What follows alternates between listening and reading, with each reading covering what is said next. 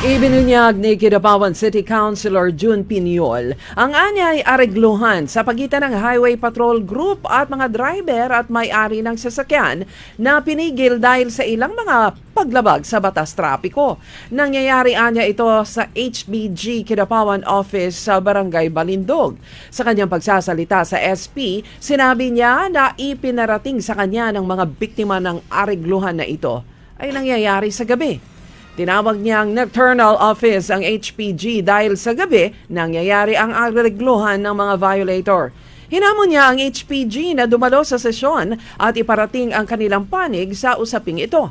Ang ganitong gawain ay naranasan ng driver ni dating Vice Governor Efren Piñol at mahigit 20 iba pang mga driver na naghihintay sa gabi sa harap ng HPG office nitong Desyembre. Nakita rin ang mga driver na mga sasakyang pinigil ng HPG sa labas habang bitbit ang pinamalengke na bigas at gatas pero tila hindi pinapansin ng HPG.